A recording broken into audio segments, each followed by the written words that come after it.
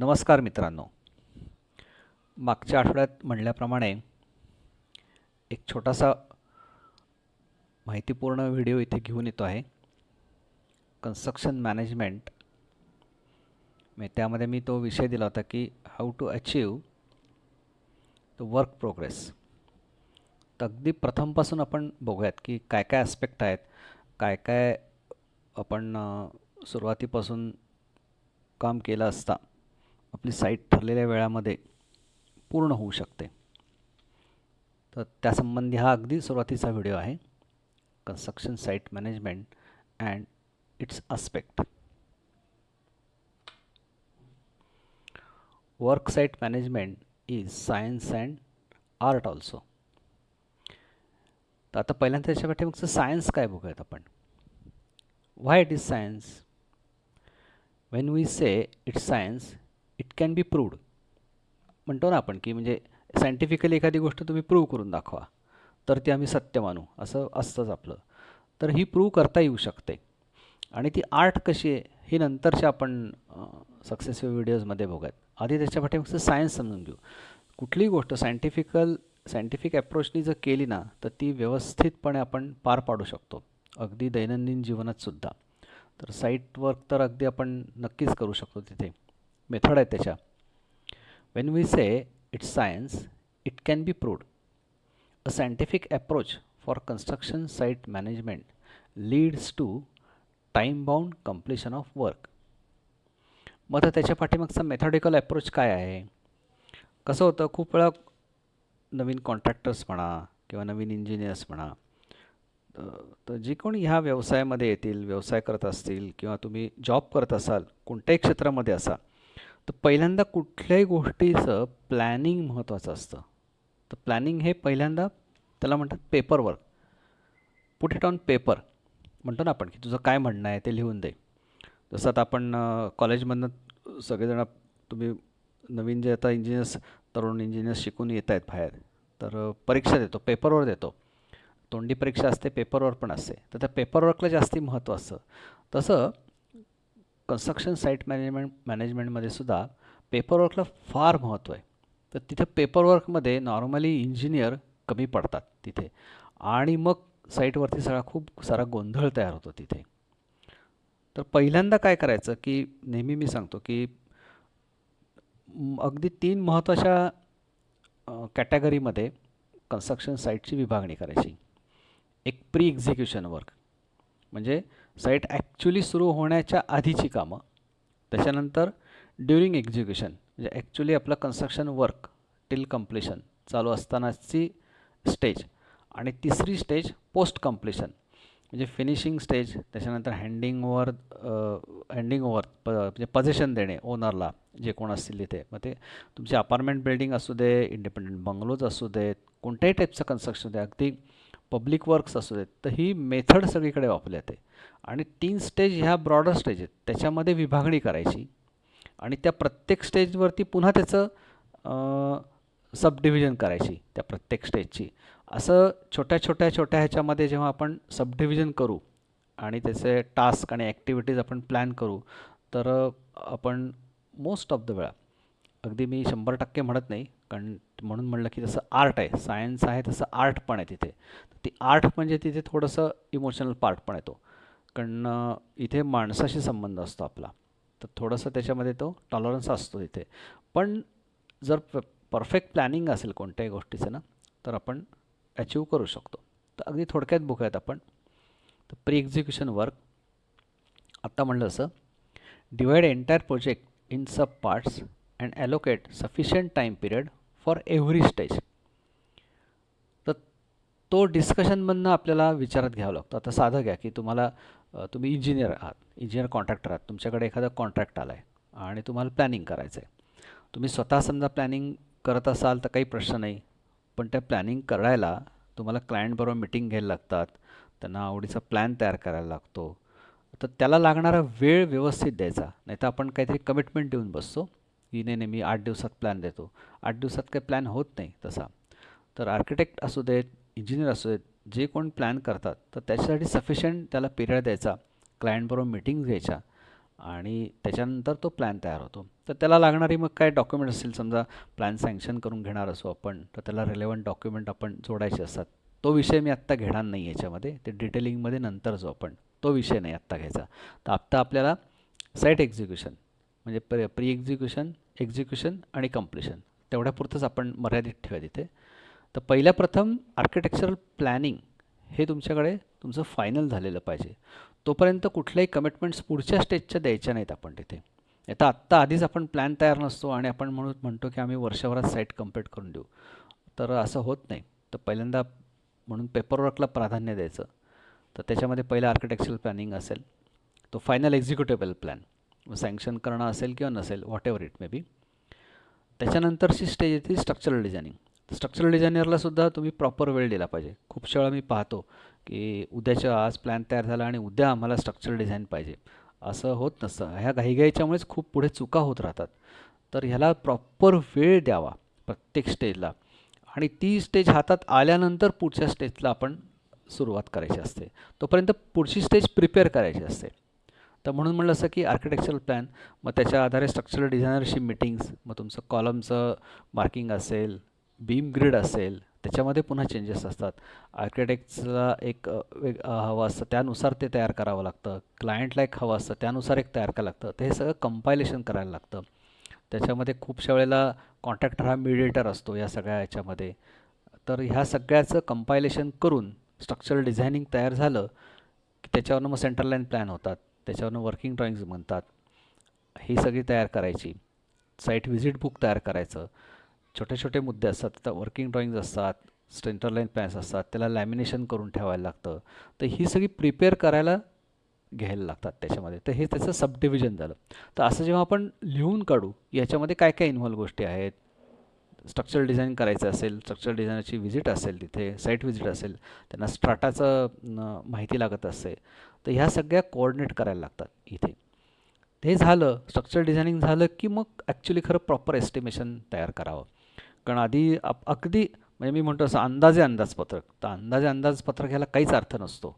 काही मार्केटमध्ये काही कुणी हवे तसे रेट सांगत असतात, तर असं करू नये. मिसलीड होतो, क्लायंट पण मिसलीड होतो, स्वतः कॉन्ट्रॅक्टर मिसलीड होऊ शकतो तिथे, किंवा जे कोण हे एस्टिमेशनच्या ह्याच्यामध्ये स्टेजमध्ये इन्व्हॉल्व होणार असेल तर त्यांनी प्रॉपर हे सगळे पहिला आर्किटेक्चरल प्लॅनिंग, मग स्ट्रक्चरल डिझायनिंग, त्याच्यानंतर त्याचं एस्टिमेशन तयार करावं त्याच्यामध्ये. म्हणजे current exact quantity up to म्हणजे 99% किंवा नाही म्हणू आपण 95 to 99% एक्झॅक्ट क्वांटिटीज येतात तिथे त्या ह्याच्यामध्ये. आणि त्या बहुतेक चेंज होत नाहीत, कारण त्याच्या आधी साईट व्हिजिट्स झालेले असतात. प्लॉटला समजा काही तिथे स्लोप्स असतील, डेव्हिएशन्स असतील, तर हे सगळे मार्क केले जातात. एक्सकॅव्हेशनच्या क्वांटिटीज बऱ्यापैकी फायनल आपल्याला माहिती होतात तिथे. तर ह्या सगळ्या गोष्टी एस्टिमेशनमध्ये आपण घेऊ शकतो आणि मिसलीड न होणारं एस्टिमेट तयार होतं. नाहीतर ओव्हररन प्रोजेक्ट होतो, कॉस्ट एवढी का वाढली, असं अनेक वेळा हे नंतरचे जे इश्यूज तयार होत असतात. तर मग कुठल्या स्टेजला चुकलं, तर ह्या पहिल्या पेपर स्टेजलाच बहुतेक वेळा घाई गडबड केली जाते बहुतेकशा लोकांकडनं. मी खूप वेळा अनुभवलं आहे सुरुवातीला, कारण सुदैवाने मला खूप चांगल्या मोठ्या लोकांबरोबर काम करायला मिळालं, त्यामुळे हे आस्पेक्ट आम्हाला माहिती झाले तिथे. माझे वडील जुन्या काळातले कॉन्ट्रॅक्टर होते, ते गव्हर्नमेंटची पण कामं घ्यायचे, अनेक सोसायट्यांची करायचे. तर त्या लोकांचा आणि हा अगदी ह्या स्टेप्स आहेत सगळ्या, की ह्या पेपरवर्क केल्यानंतरच आपण ॲक्च्युली कामाला हात घालायचे असतात, त्याच्यानंतर कमिटमेंट द्यायचे असतात. मग हे एस्टिमेशन झालं की मग कॉन्ट्रॅक्ट ॲग्रीमेंट घ्यायचं, कारण आधीच आपण कॉन्ट्रॅक्ट ॲग्रीमेंट खूप वेळा करून ठेवतो, मग त्याच्यामध्ये एस्टिमेट चुकलेलं असतं. मग त्यामुळे क्लायंटबरोबर म्हणा किंवा जे कोण करणार असेल त्याच्यामध्ये काही वेळा वादाचे संघर्षाचे हे तयार होतात तिथे. तर ते हे होऊ नये आणि साईट स्मूथली जावी. तर हे ॲक्च्युली साईट टाईमशीर कंप्लीट होण्यामधले हे खूप महत्त्वाचे मुद्दे आहेत. So keep in mind. मग त्याच्यानंतर लेबर कॉन्ट्रॅक्ट ॲग्रीमेंट्स येतात, ती करून घ्यायची. लेबर कॉन्ट्रॅक्टर्सना साईट व्हिजिट करायला लावायची, मग त्याला रेट कोट करायला लावायचे. आपण अंदाजेच त्याला काही प्लॅन न देता लेबरला तू रेट दे म्हणतो आर सी जीचा, मग तो देतो काय 100 रुपये, 110 रुपये, 120 रुपये स्क्वेअर फुटनी करीन. मग साईटवरती गेल्यानंतर तिथं म्हणतो नाही साहेब ही साईट लांब आहे, मग एवढ्या याच्यामध्ये मला बसणार नाही. मग आर सी डिझाईन त्याला येतो, तो म्हणतो मी अमुक अमुक डायमेन्शनचे कॉलम बीम गृहीत धरले होते, 230/450, आता तुमचे 230/600 आलेत, बीम सायझेस पण जास्ती आलेत, स्टील हेवी आहे. तर असे अनेक त्याला आस्पेक्ट येतात. त्यामुळे हे पेपरवर्क खूप इम्पॉर्टंट आहे आणि त्या आधारे एस्टिमेट तयार करणं, त्या आधारे कॉन्ट्रॅक्ट ॲग्रीमेंट तयार करणं. आणि मग कॉन्ट्रॅक्ट ॲग्रीमेंटचा खूप महत्त्वाचा मुद्दा असतो की time is an essence of this agreement. तर टाईम पिरियड हा तिथे घातला जातो त्याच्यामध्ये. तर हे सगळं तुमच्याकडे जर व्हेरिएबल्स, त्याला आम्ही लूज एंड्स म्हणतो, तर ते जर असतील समोर तुमच्या, तर मिनिमम एरर्स राहतात त्याच्यामध्ये. So this is method, this is science. So हे सगळं प्रिपेअर करायचं. मग आत्ता म्हणलं labour contract agreements with their rate quotations, form quotations. Next मुद्दा येतो, if necessary make arrangements for tools, plants, machinery, site engineer, watchman. कारण ह्या सगळ्या ठिकाणी आपल्याला कॉस्ट पे करायला लागत असतात. तर हे सगळे या एस्टिमेट्समध्ये यायला पाहिजे. तिथे हे लागणार आहे का, तुम्हाला ट्रान्सपोर्ट लागणार आहे का, तिथे टेलिफोन लागणार आहे का, पेट्रोल डिझेल कन्व्हेन्स लागणार आहे का. तर हे सगळे राईट डाऊन द पॉईंट्स की ह्या इंडिव्हिज्युअल साईट असते. कारण एक छान सांगतो, कारखान्यातलं काम असतं ना, म्हणजे मेकॅनिकल, आम्ही कारखान्यांची वगैरे कामं करायचो इंडस्ट्रीयलची. तर त्यांच्या ना आमच्या खूप चर्चा चालायच्या. आम्ही त्यांना गमतीने म्हणायचो की साहेब, तुमच्या इथे एकदा कारखाना आम्ही बांधून दिला आणि तुमचं इथं प्रोडक्शन सुरू झालं की तुम्हाला इथनं हालायला लागणार नाही, तुमचं लेबर कुठे हलणार नाही, तुमची मशिनरी हलणार नाही. प्रोटोटाईप तुमची डिझाईन्स आहेत. तुम्हाला एकदा मशीन आलं की त्याचे लाखो इथे पार्ट्स तयार करतायत एकाच पद्धतीने. तर तुमचं लेबर रोज सकाळी काय ठरलेल्या वेळेला येईल, शिफ्टमध्ये काम करेल आणि ठरलेल्या ह्याच्यानुसार तुमचं प्रॉडक्ट बाहेर पडेल. पण कन्स्ट्रक्शन साईट, प्रत्येक construction site is a challenge. So take it as challenge. त्यामुळे साईट व्हिजिट्स म्हणलं जसं, आणि ह्या सगळ्या गोष्टी लक्षात घेऊन आपण प्लॅनिंग केलं तर नक्की साईट मॅनेजमेंट छान होते त्याच्यामध्ये. आत्ता हे सांगितलं असं, साईट इंजिनियर पाहिजे का, वॉचमन त्याला आपल्याला लागणारच असतो प्रत्येक साईटला तिथे. तर त्याच्या कॉस्ट सगळ्या इथे. नंतरचा पुढचा मुद्दा आहे finalization of material suppliers for R C C work with their quotations. म्हणजे खूपशा वेळा मी बघितलं आहे की आत्ता अजून कामाचं समजा पिरियड 1-2 वर्षाचं तुमचं पिरियड असेल, तर आत्ताच आपण फ्लोरिंगचे रेट घेतो, प्लंबिंगचे रेट घेतो. तर ते मिसलीड होतात. कारण त्याच्यानंतर त्यावेळे एस्कलेशन झालेलं असतं, रेट वाढलेले असतात, फ्लक्च्युएशन्स असतं ह्याच्यामध्ये तिथे. सो स्टेजवाईजच मटेरियलचे रेट्स घ्यायचे, स्टेजवाईजच सप्लायर फायनल करायचे. कुणालाही आधी कमिटमेंट द्यायची नाही त्याच्यामध्ये तिथे की मी तुला हे साईट देतो, असं कधीही करायचं नाही आपण तिथे. त्या आपण कोटेशन्स घ्यायची त्या वेळेला. ती स्टेज आली की त्याला सांगायचं तुझे त्यावेळेचे मला रेट्स ते आपण घेऊया तिथे. हां, आता महत्त्वाचा मुद्दा येतो की एस्टिमेटसाठी आपण काय रेट ठरायचे. तर आत्तापर्यंतच्या आमच्या अनुभवानुसार साधारणतः दरवर्षी आपण एक 5 ते 7% एस्कलेशन गृहीत धरावं. म्हणजे आत्ता समजा एक सँडचा रेट ₹100 असेल उदाहरणार्थ, तर ते आपल्याला sand throughout the construction work लागणार असते तिथे त्याच्यामध्ये. तर 2 वर्ष लागणार असेल तर ती डिवाईड करायची.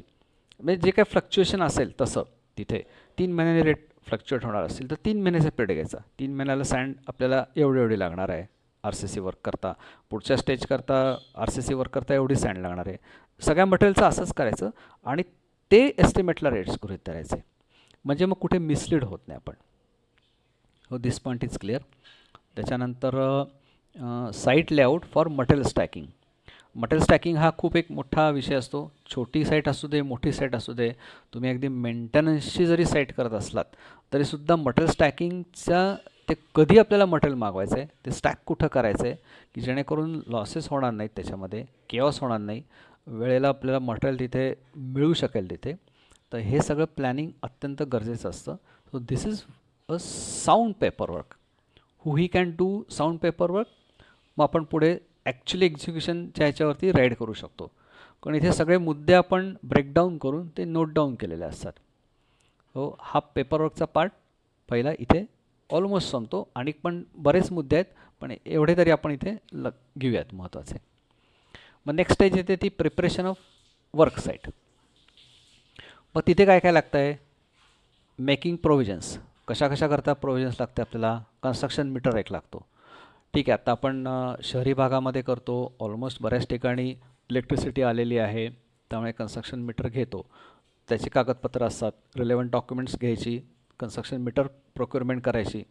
त्याची कॉस्ट कोण पे करणार आहे, कॉन्ट्रॅक्टर करणार आहे की ओनर करणार आहे, दॅट इज अपार्ट, पण ती आपल्याला एक लागते.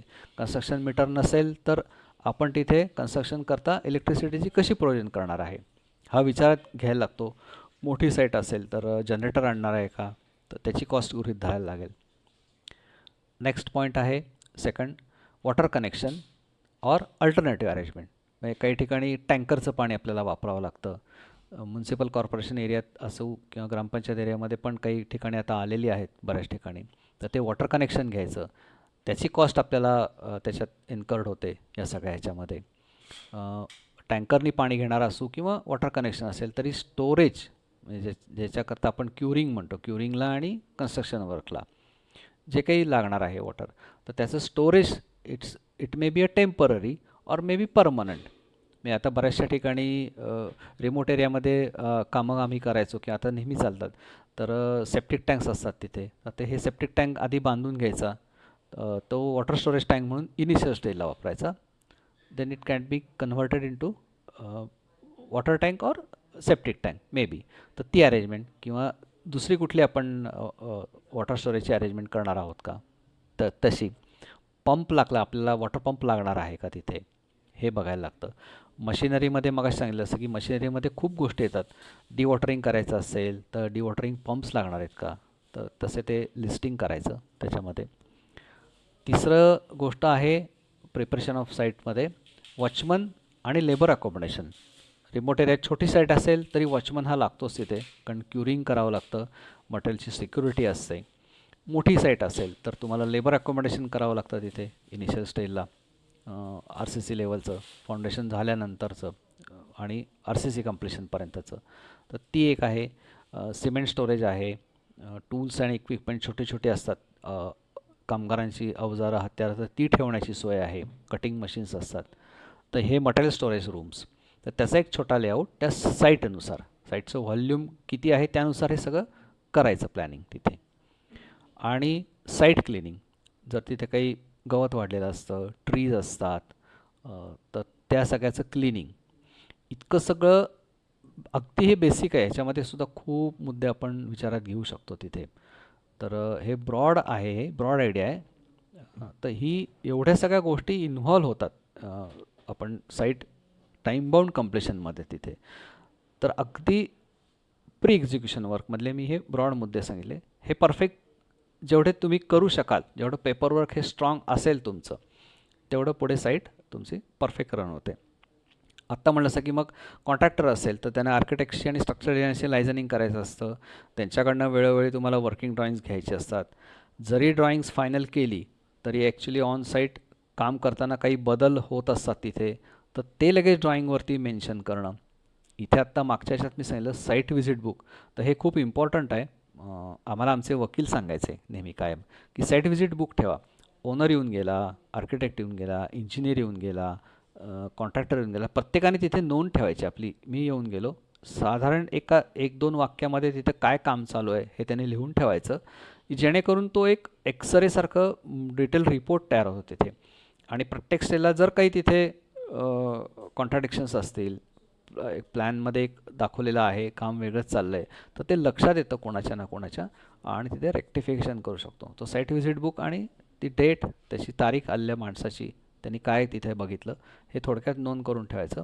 त्यांनी लिटिगेशन्स खूप कमी होतात याच्यामध्ये, असा आमचा अनुभव आहे इथे.